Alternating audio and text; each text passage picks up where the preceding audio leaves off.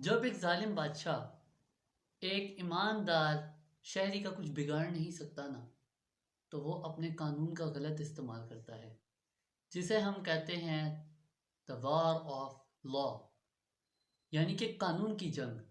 वो कानून को ऐसे इस्तेमाल करता है कि बज़ाहिर देखने में तो ऐसा लगता है जैसे वो कानूनी कार्रवाई कर रहा है, बट असल में वो अपना मकसद पूरा कर रहा होता है। और कुछ ऐसा ही हो रहा है आज वेनेजुएला के साथ। आखिर क्यों वेनेजुएला के पीछे यूएस हाथ धोकर पड़ा है, नार्को टेररिज्म के इल्ज़ाम लगा रहा है और उनकी सीनियर लीडरशिप को बार बार वार्न कर रहा है और थ्रेट दे रहा है वॉर का। सच्चाई क्या है वो मैं आपको बताऊंगा। अस्सलाम वालेकुम, welcome to mister D knowledge. मैं हूं आपका दोस्त दानिश और लाया हूं आपके लिए एक और ख़ास वीडियो। फ्रेंड्स, 24 अक्टूबर 2025 को ट्रंप ने वार्न किया है वेनेजुएला को कि अगर वेनेजुएला की तरफ से अब ड्रग स्मगलिंग में इजाफा देखा गया और कमी ना की गई तो अमेरिका बहुत सख्त एक्शन लेगा, जिसका रिजल्ट ये निकला कि अमेरिका ने अपना एक Gerald R Ford aircraft carrier Caribbean sea के अंदर सेटअप कर दिया है वॉर के लिए। और उसमें तकरीबन 90 एयरक्राफ्ट्स हैं जो तैयार बैठे हैं वेनेजुएला पर अटैक करने के लिए। अमेरिका की एक कॉल के बाद वेनेजुएला पर एयर स्ट्राइक्स की बौछार कर दी जाएगी। बट ऐसा क्यों हो रहा है, इसका रीज़न जानते हैं डेप्थ में। सब्सक्राइब करें इस चैनल को ताकि आप इस चैनल से ग्रो हो सकें, और आप सब्सक्राइब करेंगे तो मैं आपकी सब्सक्रिप्शन से, आपके लाइक से, आपके शेयर से, आपके फीडबैक से ग्रो कर सकूँगा इस चैनल को। वेनेजुएला और यूएस के प्रॉब्लम को कम्प्लीटली अंडरस्टैंड करने के लिए हमें इस मामले की डेप्थ में जाना पड़ेगा। So let's dive into the sea of knowledge with mister D.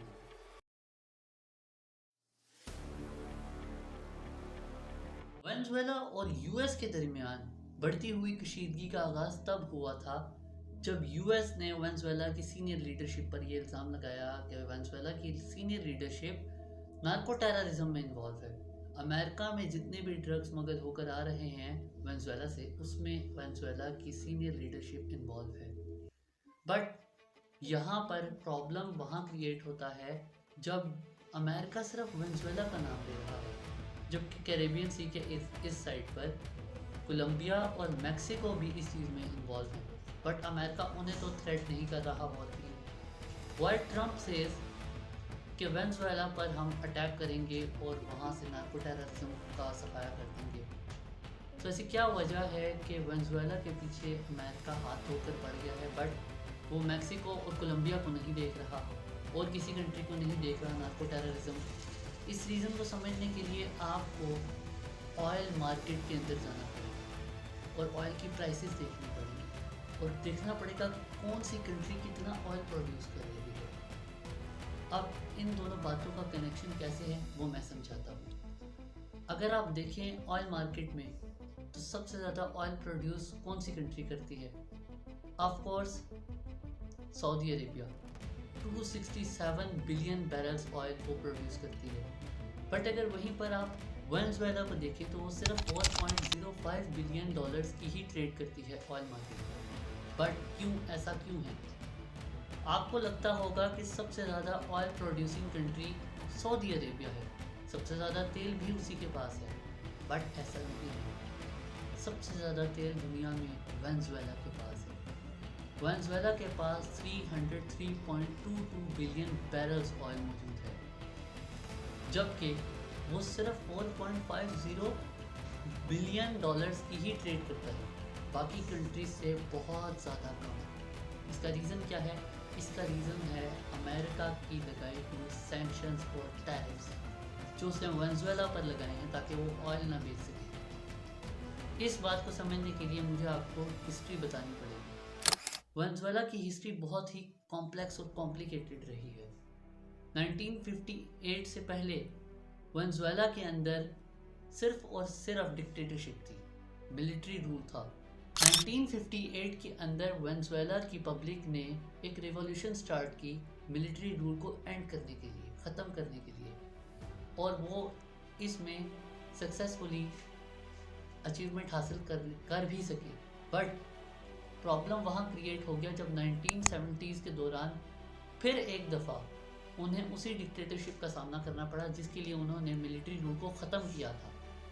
अब उनकी ही चुनी हुई पार्टीज़ उन पर डिक्टेटरशिप कर रही थी और दो पार्टीज़ आपस में शेयर कर रही थी बार बार पॉलिटिकल अथॉरिटीज़ को। इसी वजह से 1998 के अंदर एक दफ़ा फिर पब्लिक की तरफ से रिवॉल्यूशन और एग्रेशन देखने को मिलती है गवर्नमेंट के अगेंस्ट, और इस दफ़ा फिर से एक दफ़ा वेनेजुएला की हुकूमत गिर जाती है और एक नई रिजीम आती है, चावेज़ रिजीम। ह्यूगो चावेज़ अवाम के इंतखाब करदा एक लीडर थे जिन्हें अपोजिशन में लेकर आया गया था ताकि वो इस गवर्नमेंट को गिरा सकें और अपने नुमाइंदे को हुकूमत दे सकें और वेनेजुएला की हालत बेहतर कर सकें, और ऐसा हो भी गया।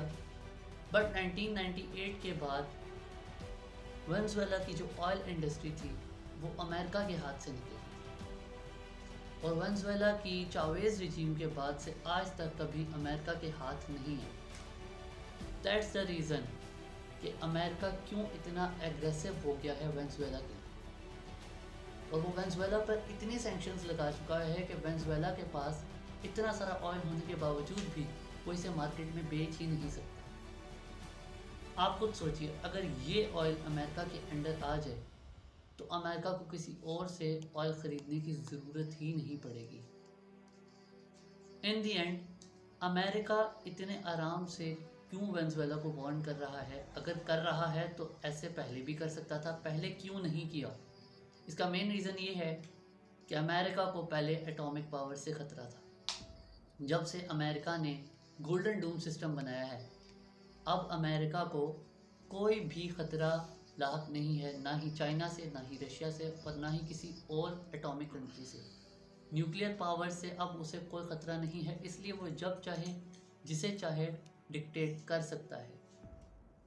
आज की वीडियो में बस इतना ही। If you like this video then please share this videos and subscribe my channel mister D knowledge and also press the bell icon button. मिलते हैं नेक्स्ट वीडियो में, तब तक के लिए अल्लाह हाफ़िज़।